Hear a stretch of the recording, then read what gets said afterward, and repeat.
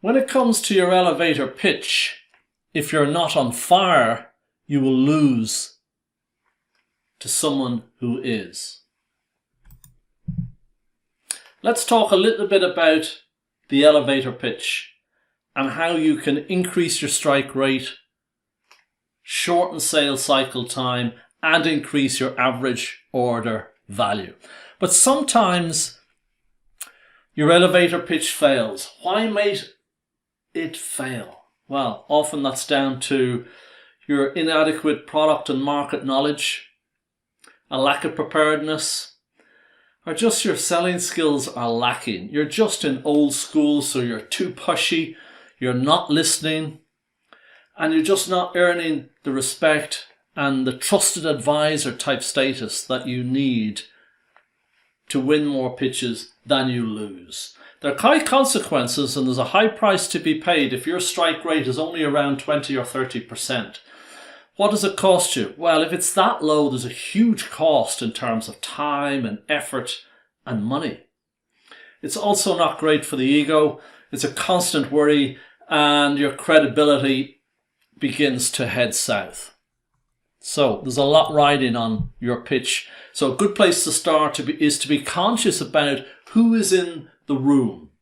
Typically, whether it's 4 people or 12 people, they have distinct roles and responsibilities. And the first one, of course, is what I call the treasurer. And they're the people that might just have a ledger for a heart and know the cost of everything and the value of nothing. But you've still got to work with those people and you've got to bring them with you. A second type of role and function is very often the implementer, and that's the person that has to work with you and they have to evaluate how easy is it going to be to work with this particular supplier. Thirdly, then, of course, you can have what we call the evaluator, and that's the person with the line straight down the page, pros and cons of doing business with you as distinct from doing business with another provider. And then you're a coach. And that coach is a very important person because they have brought you in and they can give you the heads up before, during, and after. But the trick is to ensure that you've got good solution dynamics for them, that there's joined up thinking all round. That's really what you're after. Now, for joined up thinking all round, you've got to appreciate that buyers typically are woven in doubt, inertia, and fear. And you've got to cut through that with rational and emotional reasons to buy from you. And to do that, you've got to be aware of the anchors that are in all buying decisions. And they relate to things like economics. Okay, the cost of working with you as distinct from another provider. That's one key factor you've got to address if you want to walk in the shoes of buyers. A second one, of course, is their strategy, not your strategy. How well do you tie in with their strategy and their objectives for the year or subsequent 5 years, whatever that may be? A third one is the risk they're taking of buying from you as distinct from somebody else. A fourth one, of course, is all related to this fella here, which is compliance. How well you comply with their regulatory bodies in terms of quality and standards. And lastly, politics. How can you maneuver within that restraint or constraint? And buyers have teams now that are very conscious of cozy relationships between providers and buyers. And some of them are using pitch doctors, particularly in the world of advertising. They use them quite a lot. So you've got to work with all of those factors to ensure that you've got every chance of increasing your strike rate.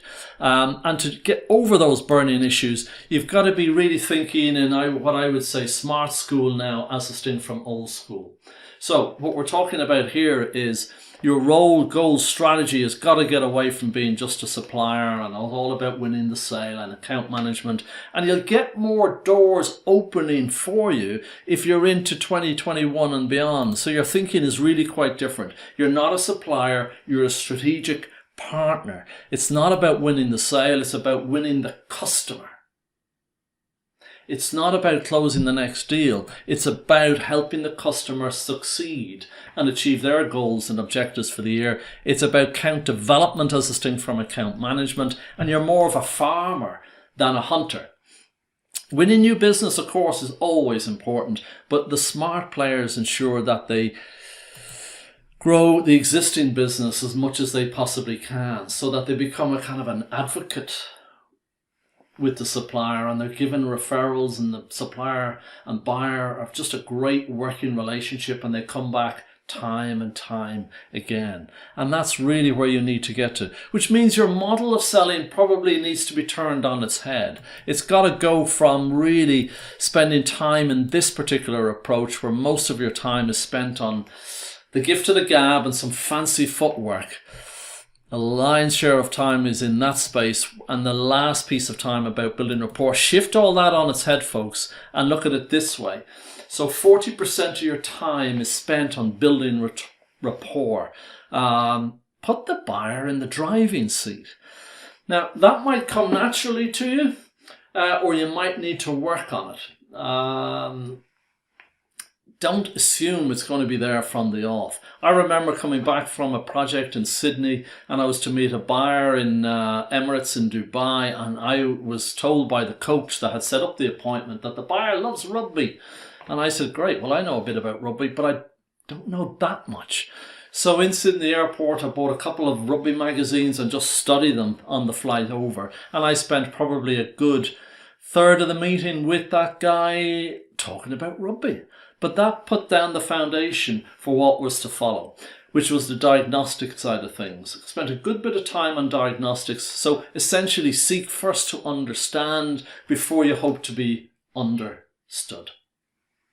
Then make your case in a confident, in a sense of authority, sincere and empathetic way, by being a solution provider, building the business case for choosing from you as distinct from anybody else, shoehorn in your made-to-measure value proposition there, which is authentic relevance, which just cuts it very nicely. And then the bump in the road, which is the final stage of getting across the line, should be less cumbersome, and you should get through it, which is the one piece we hate about selling, but it's the one piece that should be a little bit more straightforward for you. All right, so that's the right way of doing things. Just to help you with that, my friend John has a terrific book on business-to-business selling, and this is a quote straight from the book.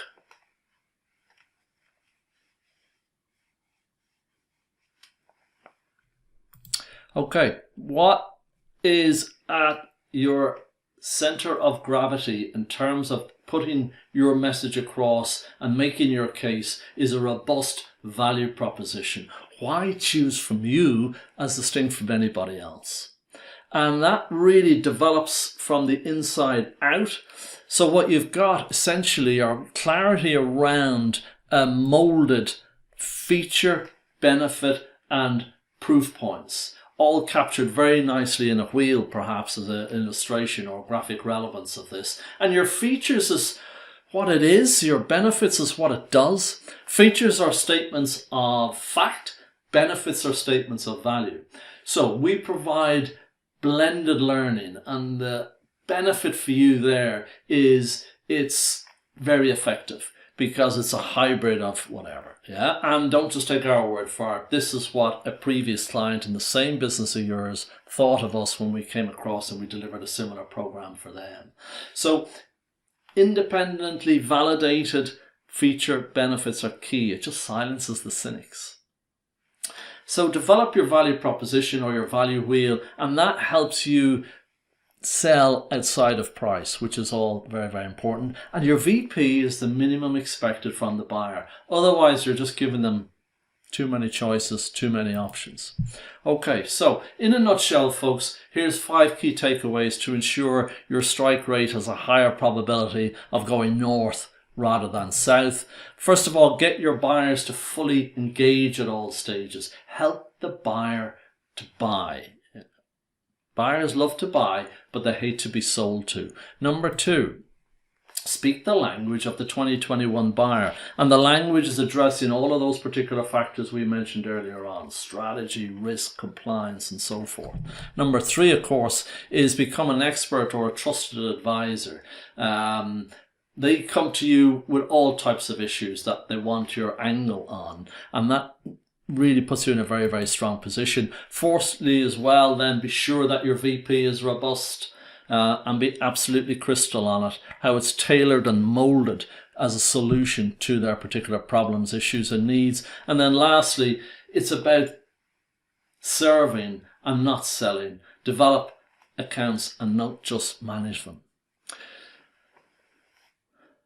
2 in every 5 employees say their employer is unclear in terms of the value proposition. Scary.